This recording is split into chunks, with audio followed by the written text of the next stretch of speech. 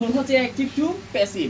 Active to passive করতে basic একটা rule আছে, সেটা হচ্ছে কি না, অ্যাক্টিভ বাক্যকে প্যাসিভ করার সময় প্রথমে অ্যাক্টিভ বাক্যের অবজেক্টিভ প্যাসিভ বাক্যের সাবজেক্ট আকারে বসে, প্লাস টেন্স অনুসারে বিভাগ। যখন টেন্স অনুসারে বলতে আমরা বুঝি প্রেজেন্ট টেন্স হইলে এম ইজ আর, ফার্স্ট হইলে ওয়াজ ওয়্যার, আর কন্টিনিউয়াস হইলে বিং, আর পারফেক্ট হইলে বিং।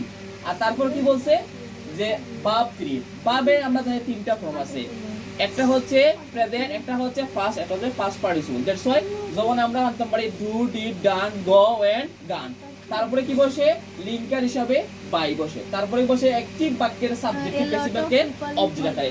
দ্যাটস ওয়াই আমরা একটা एग्जांपल করি। এখন আমি একটা एग्जांपल দেখো বোর্ডে রাখছি, subject I, do verb, the word হচ্ছে অবজেক্ট।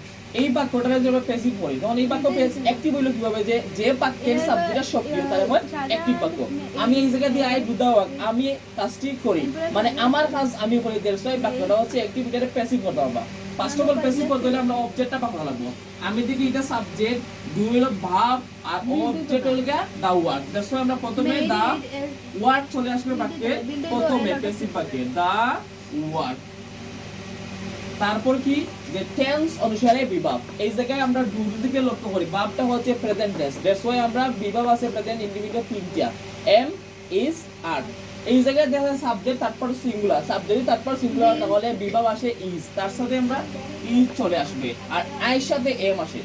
এখন আমরা তারপরে কি বসে যে বিভাগ পরে বসে ভার্ব 3, ডু হচ্ছে আমার ভার্ব, ভার্ব 3 হচ্ছে ডু, ডু, ডিড, ডান চলে আসবে কি ডান।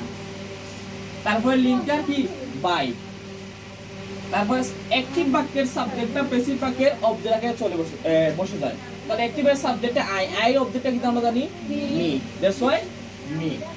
তাহলে এই বাক্যে আমাদের প্যাসিভ হয়ে গেল the work is done by me, এই হচ্ছে আমার প্যাসিভ বাক্য।